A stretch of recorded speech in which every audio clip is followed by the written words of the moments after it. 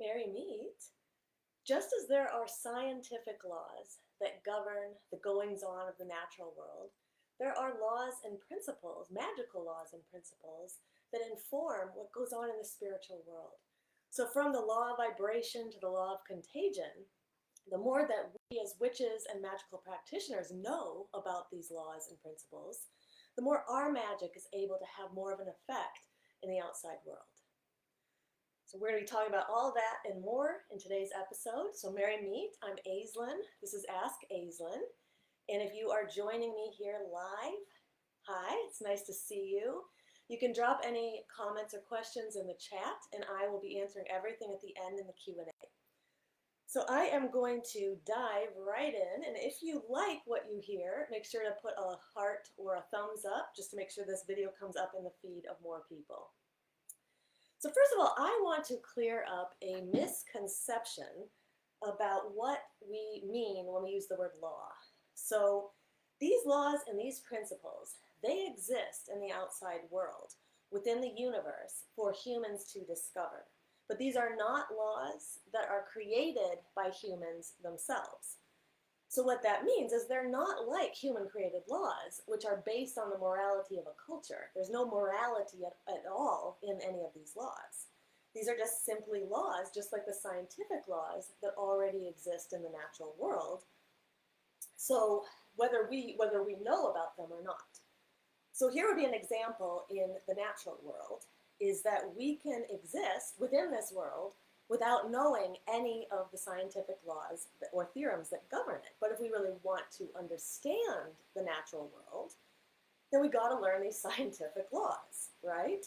So this is why we teach physics to kids at a very young age, because we want them to understand the principles that govern the universe that they live in. So for example, we have Newton's law of universal gravity, which basically says that every particle is attracted to every other particle in the universe, dependent on the mass of the two objects and how far apart they are. Now that principle exists whether we know it or not, but think about how silly it would be for a scientist to not know the laws of the scientific world. There's other laws like Newton's laws of motion, things that exist in a moving state, stay in that state of movement, unless there's a force that acts upon them. And things that are at rest stay at rest unless a force acts upon them. So again, imagine being a scientist and not knowing these laws and these theories. It would make your job as a scientist very difficult. So this is why a witch and a magical practitioner is very wise to have knowledge of the laws and the principles that govern the spiritual world if they really want to take their magic to the next level. So we are going to jump in and explore some of these today. And I do want to say also before we begin that the line between science and magic is very, very thin at best. And some of you who've been watching me and following me for a while know that I'm also a science teacher in addition to being a high priestess. And so I know very well that this line is very, very thin. So I believe that much of what we perceive as magic out in the world will eventually be proven by science at some later time. And that may be hundreds of years from now, but there are studies all the time, every day, that are exploring more spiritual ideas. We just don't hear about them as much because they don't get the big funding that some of the other studies get. But if you think about it, think about the idea of bacteria and germs, right? So until this idea of bacteria and germs was discovered, it was believed that some magical force came into the body and made it sick, right? And then all of a sudden, the microscope was discovered, was invented. We were able to see much smaller particles, much smaller things, and we discovered these little tiny things that were moving around that are actually entering the body or already exist within it. And that's what was making people sick. Is making people sick. So another example of this is I always think about if you were to go back, let's say 150 years to your great-great-great-grandparents, and you tried to explain to them about the modern world and the internet, can you imagine what they would say? They would say that that was magic, that you could hit a button and you could send a message all the way across the world. So it's just important for us to consider that line between magic and science is very, very, very thin. And while some people will tell you that the two do not actually commingle very well together, that's a falseness. It's just an idea that we don't know enough about the magical and the spiritual world yet to be able to say definitively in the scientific world that these things exist, but nevertheless they do. So let's dive in. And what these laws and principles of magic are is, I'm just going to pause for a second and say hi to everybody who's joining in here. So these laws and principles of magic can be found in many introductory books on witchcraft and magic. So if you have some kind of 101 books at home or some introductory books, you've likely come across some of these laws at times. Now, Isaac Bonowitz, he does an excellent job of putting all this information together in his book called Real Energy. It was a book that was written, I believe, in the 70s. Very great book if you want to check it out. And also, I will note that I studied Universal Kabbalah with someone, and she was teaching all of these principles and laws as well. And she was not teaching them in relation to witchcraft, but she was teaching them in relation to Kabbalah. So these principles and laws, they actually transcend the lines in between some of the different spiritualities. And whenever I see that, I always make note of that, because if we see things that are being accepted in multiple places, multiple traditions, they tend to have more truth to them than other things. Okay, so let's jump right in, and the first one we're going to talk about is the Principle of Mentalism. All right, so this one states that everything in the universe is a creation of the all. Okay, so what this means is there is a force called the divine mind, and we have talked about that. I've talked about that in a previous episode when I talked about the divisions of the magical mind. And that divine mind is this mind that transcends all, and we connect into it through our higher selves. Now, we ourselves could be thought of as thoughts within that divine mind. But the thing that's interesting is that most of us perceive ourselves as being quite separate. And it always very much saddens me when I see people being so mean to one another, because the reality is that we're all connected through this divine mind. And so when we're being mean to someone else, we're actually being mean to ourselves. We're being mean to all of humanity and of the universe. So if we truly understood this principle really well as a collective, we would not be destroying nature the way that we are. We would not be treating each other the way we do. There would not be the bullying and all of the violent crimes that there were if more of the collective understood this principle. But this principle is helps to kind of understand how we would deal with this. So this idea is this separation is an illusion. So while we are separate, we are also connected. And in Hindu tradition, the word for this separation or this illusion is Maya. And there are many spiritual practices that are used by the practitioner in order to be able to see the illusion in that separation.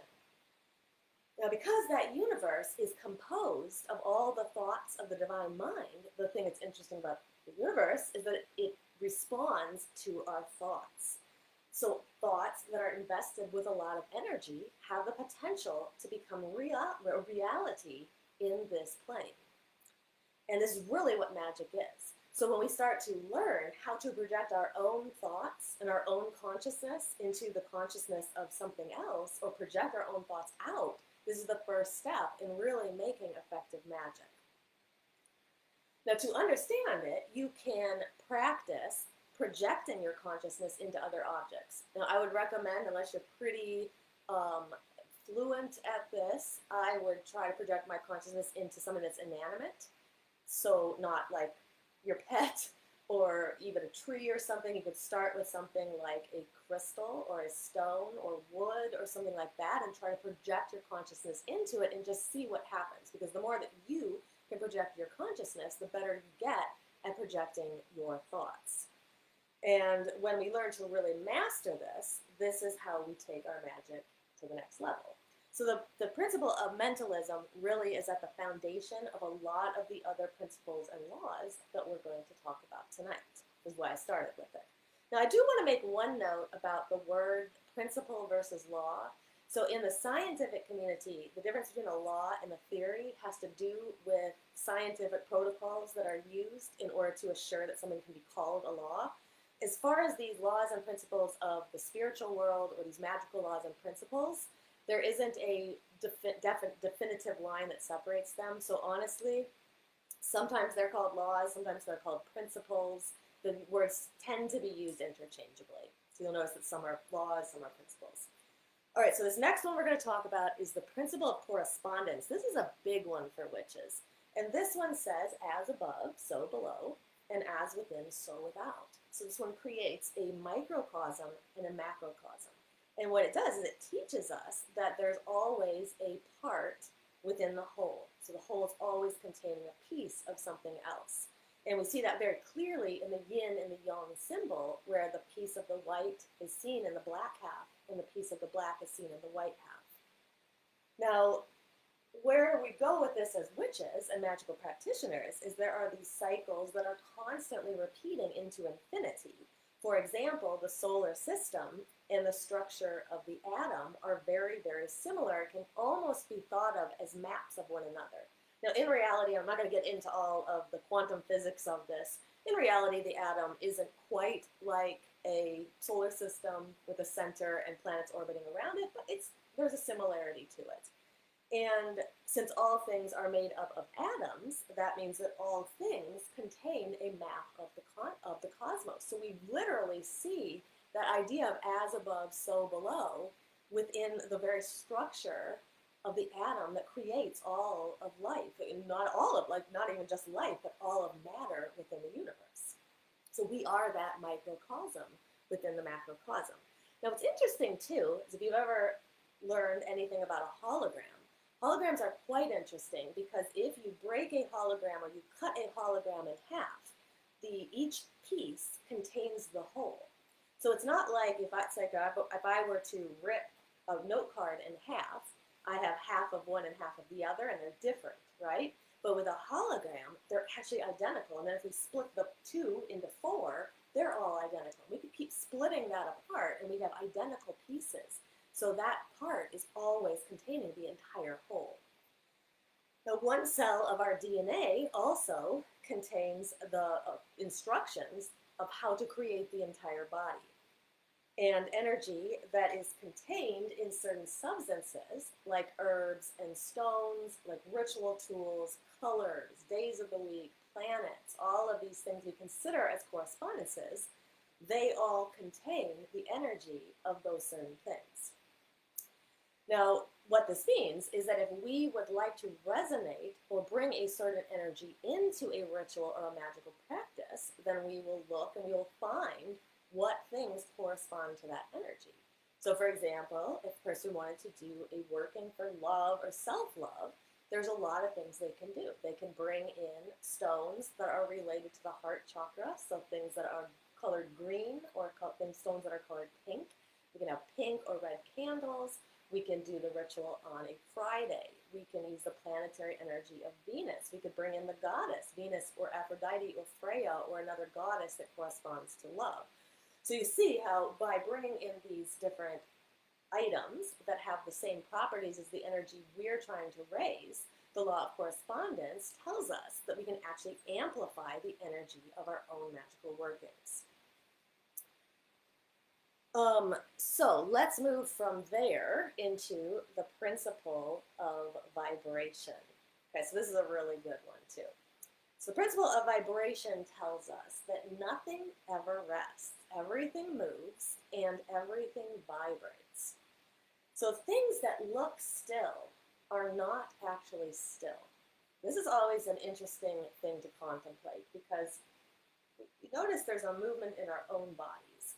But things that, especially things that are inanimate, like a rock or something that's sitting there, or the floor, or the walls, all of these things are vibrating, maybe at a very, very, very slow rate, but nevertheless vibrating with the energy that they contain. So Nikola Tesla, long time ago, he said that if you really, truly wish to understand the energy of the universe, he said, think about, so if you want to understand the universe, think about the energy, frequency, and vibration of everything that's going on. Now, once the atom was discovered, there's really great, I bring up the atom several times because there's such magic in the atom. So when the atom was discovered, what we began to realize is that the universe was actually more open space, empty space, than it was solid matter. And so I love to tell this story, or not a story, but this analogy to my science students. And if you haven't heard it before, you'll benefit from it too. So if you think about we live in Los Angeles, so I would say Dodger Stadium. So think about Dodger Stadium or a large baseball stadium. And if you put the nucleus, or the center of the atom, right at the pitcher's mound, the electrons of that atom would be all the way out in those farthest nosebleed seats. What that means is that all the space that is between that pitcher's mound and those farthest seats, that is empty space. So now imagine that's all inside of you. You are made up of millions and millions and millions of these atoms. Most of you is empty space. We only perceive ourselves as solid because that's how we perceive ourselves to be. So we start to think about this changes the way we think about reality. And not only is most of the universe empty space, and we too are empty space, but all of it is vibrating, even things that are not alive. Now, the only real difference between the things that we perceive as being really solid and things that we perceive as maybe not being very solid is just simply a difference in that vibration. So things that are very, very solid looking, they vibrate at a very slow rate, and their energy is very, very dense. And things that are more ethereal and airy, like gases in the atmosphere, they vibrate at a much faster rate, and their energy is much more expansive. So our physical matter is really that matter that is more dense, and if we can transcend that and raise the vibrations around us, is why we talk about this a lot, but raising these vibrations allows us to vibrate at more of that etheric rate.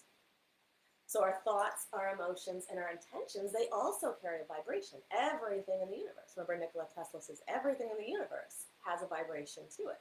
So the beauty of this is that if you can figure out how to change your vibration, then you can affect your reality. And I know it sounds trite sometimes, and it sounds overly simplistic when we just tell people to kind of change their reality, but there is a grand truth in all of this. So similar vibrations resonate with each other, and like attracts like. So the vibrations that we are fostering in us right now are attracting more vibrations like them. So we really do have this choice. So denser vibrations are going to draw in other denser energy towards us. And so I'm not even going to use the words like negative or positive or anything like that, just simply talking about the energy being more dense. So think about that when you are having thoughts in your mind and thoughts that seem like they might be controlling you. Really think about how much of a role you have in the ability to kind of change that, right? So if you can raise your vibration, it's not just about being positive, it's about bringing up that energy so that you vibrate more near that etheric and spiritual area than in that denseness of matter, of the human body, where the human body exists. So always something interesting to think about. So let's talk about the principle of polarity next. So the principle of polarity says that everything is dual, everything has poles, and everything has its pair of opposites.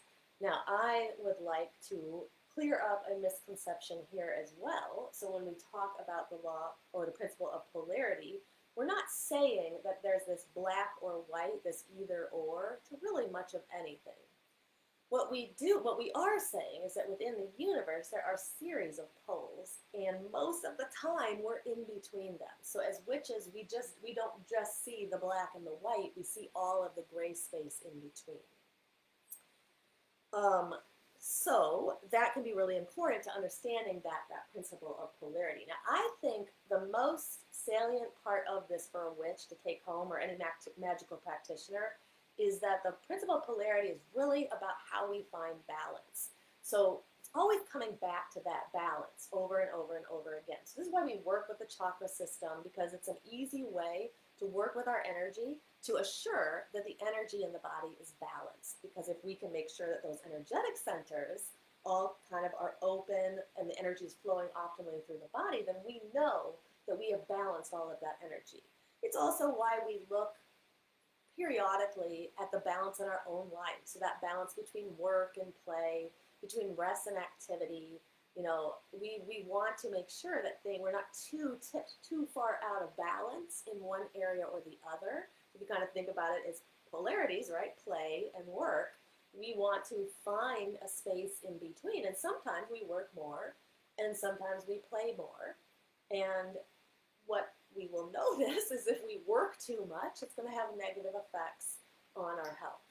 And if we play too much, that may have negative effects on other things, like our ability to pay our bills or create a stable life for ourselves. So we think of that rather than either or. We think of these what's the word? What's the word I'm thinking about? Transitions between them, right? It's all about that space in between and how we find balance, okay? So sometimes we need to have more heart chakra because we are dealing with some more emotional things. And sometimes we need to have more root chakra because we need more grounding. So it's all really just about this spectrum in between these polarities. All right, so the next principle is the principle of rhythm. This one is all about flow. And the principle of rhythm says that everything flows out and in, everything has its tides. I really like that a lot because it connects us to that idea of the ocean's tides. So all patterns move in some kind of a cycle, and when we can learn to recognize the tides of these natural energies, that is how we begin to take our practices to that next level. So there are many different kinds of energies in these cycles. So the most obvious one is the wheel of the year. So we have different energies now as we're moving into Ostara season. This is a very different energy than it is at Samhain season. And then we have the lunar cycles, which occur every month. And so the energy at a full moon is quite different than the energy at a dark moon or at a new moon. And then we actually have the daily cycles as well. The energy at dawn is very different than the energy at dusk, or midnight feels quite different than noon. So as we begin to find a rhythm and a flow with these energies that are cycling around us, we find more balance to kind of bring it back to the other principle, but we also find a way that our energy begins to elevate. And I will tell you is that when you start to really follow the wheel of the year and follow the lunar cycles, you will find that just by doing that, it increases your vibration by quite a bit, and you begin to just feel more magic in the world.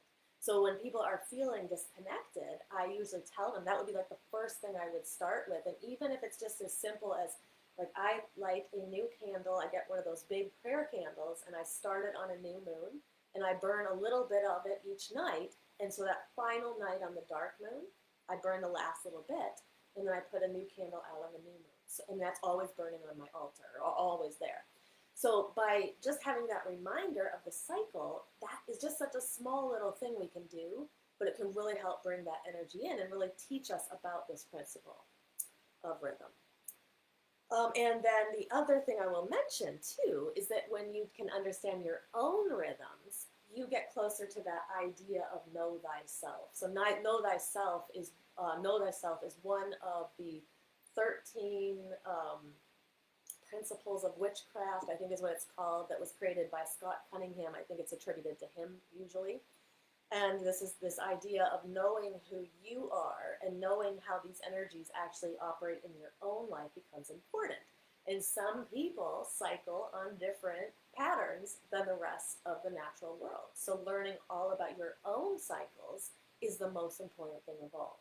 So you probably heard me say it before. If you've not done it before, I highly recommend keeping a moon journal where you write down 4 pieces of information. You can start it on any day, but new moon's always a good time to start it, and that would be next Monday.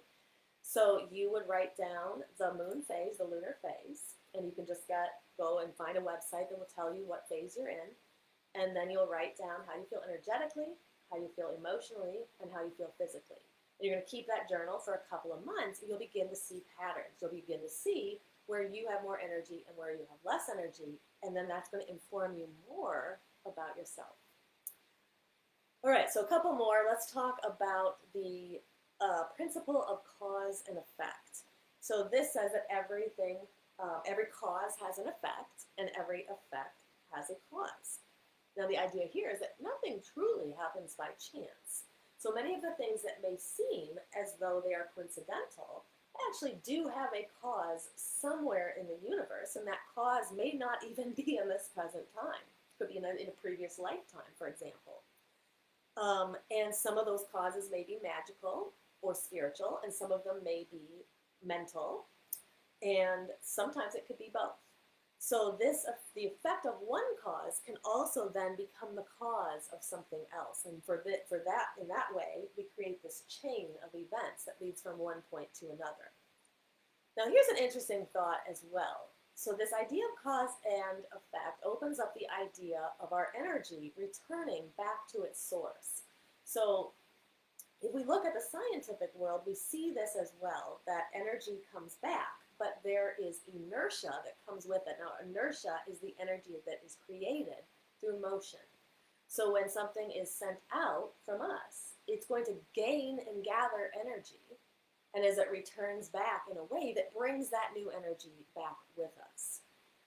So this is important for us to consider when we are sending out energy, because whatever we do technically can become amplified in some way. So I want to stress that there is no moral code to this at all. There's no right or wrong to it. It's just like all these other principles, that it just simply exists.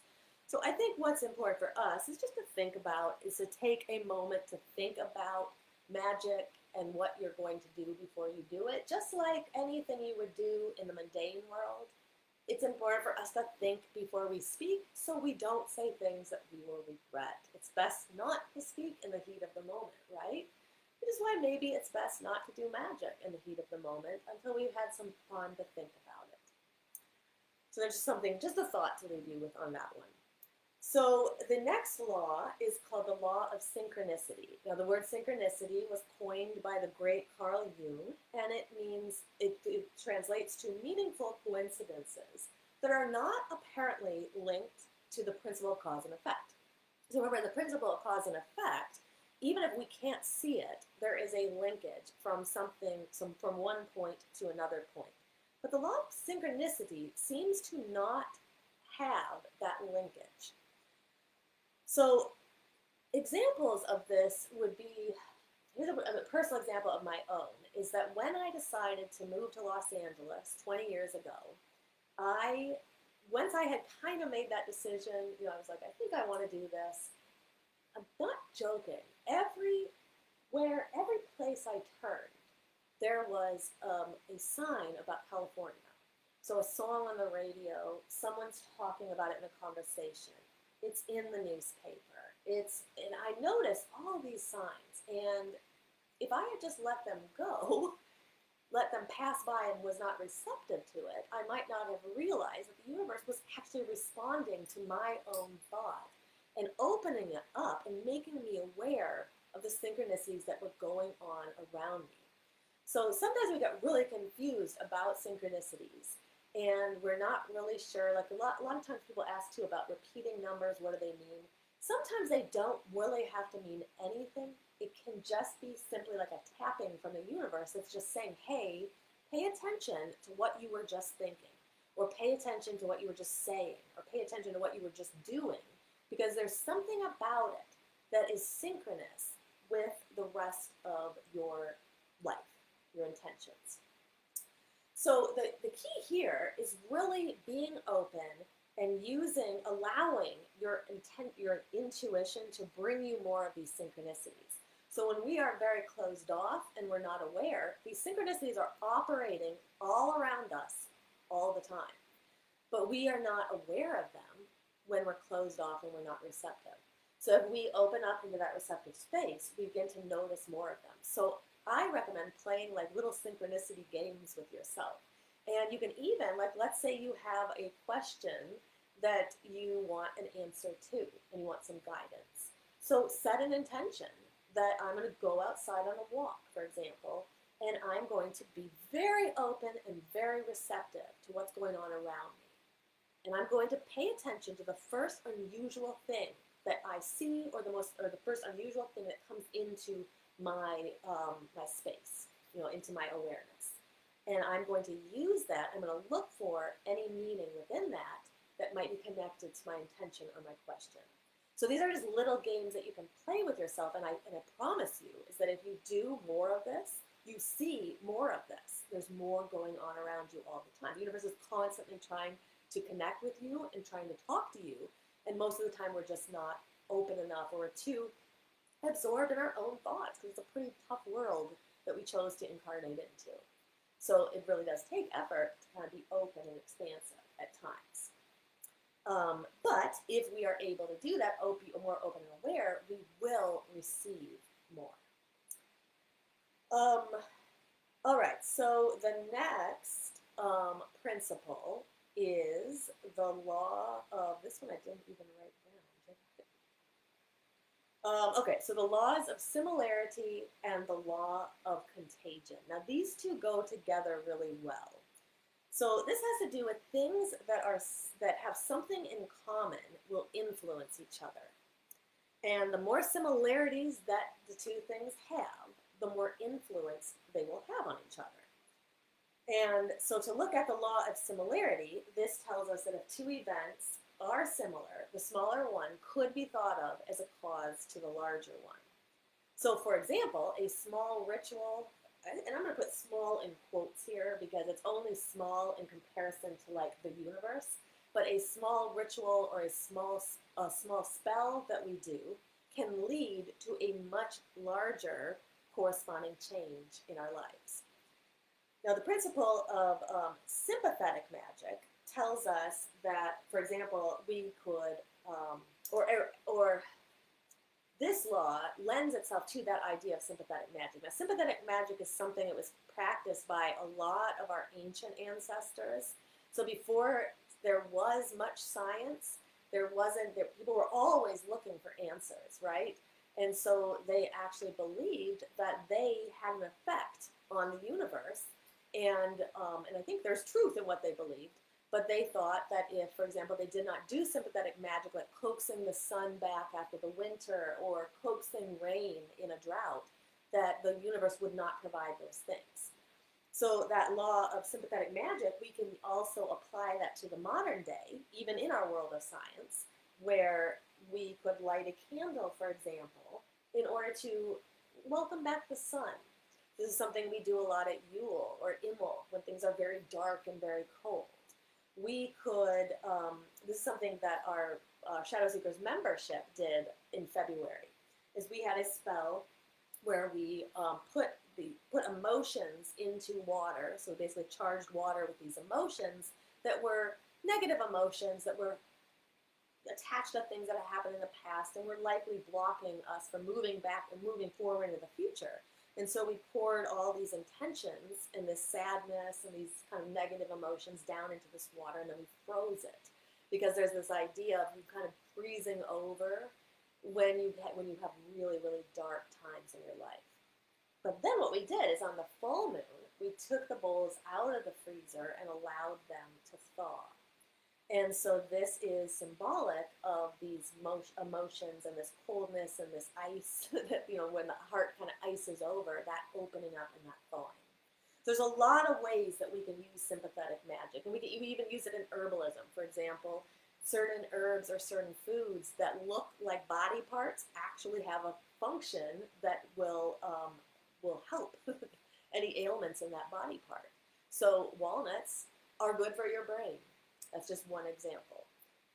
Now, the law of contagion takes it a step further, and it says that if two things touch each other, they will actually continue to influence each other even after they are taken apart from one another. So we could use this in many spells. So for example, we have done magic in our own coven to help heal some of our animals that have been sick.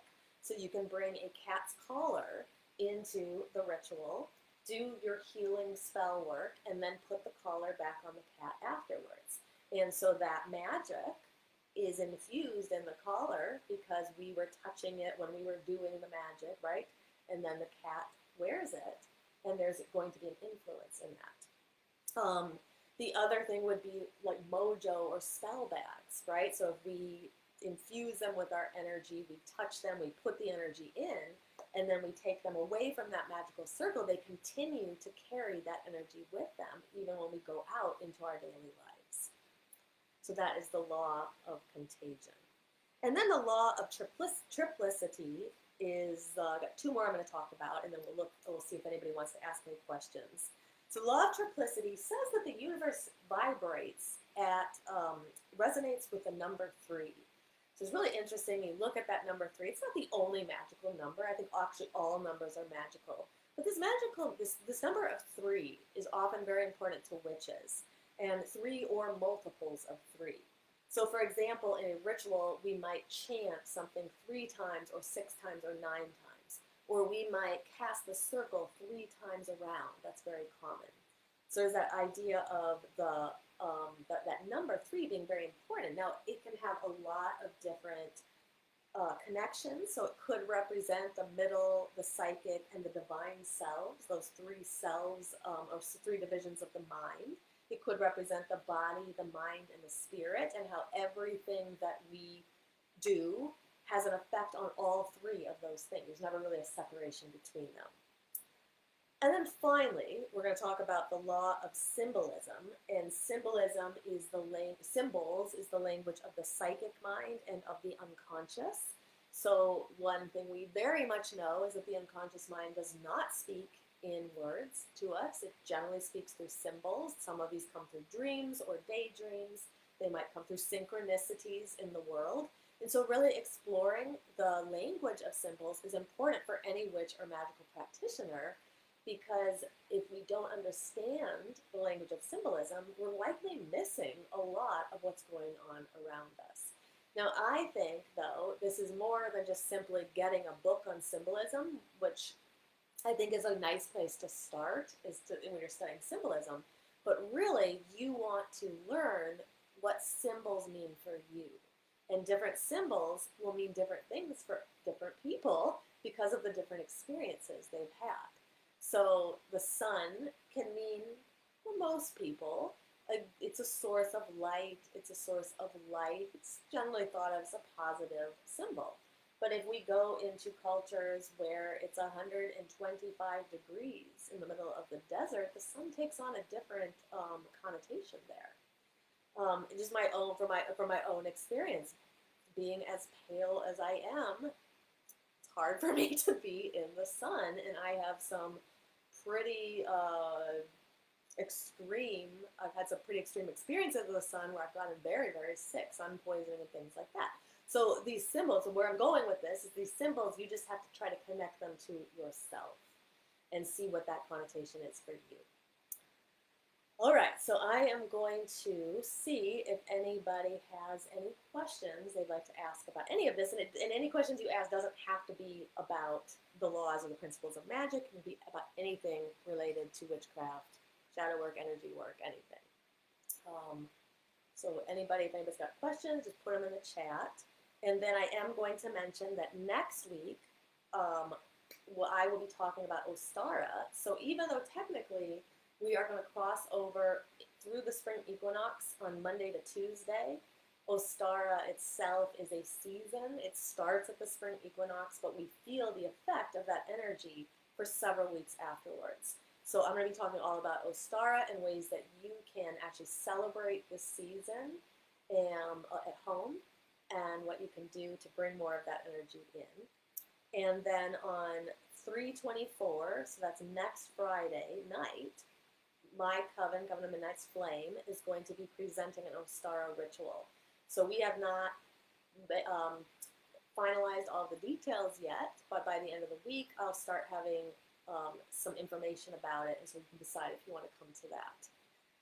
All right, so I don't see any questions in the chat today, so I'm going to sign off, but it was great having everybody here, and if you think of questions, please feel free to, put them in the chat, because I do go back in here later and I answer any questions that I didn't answer in the live.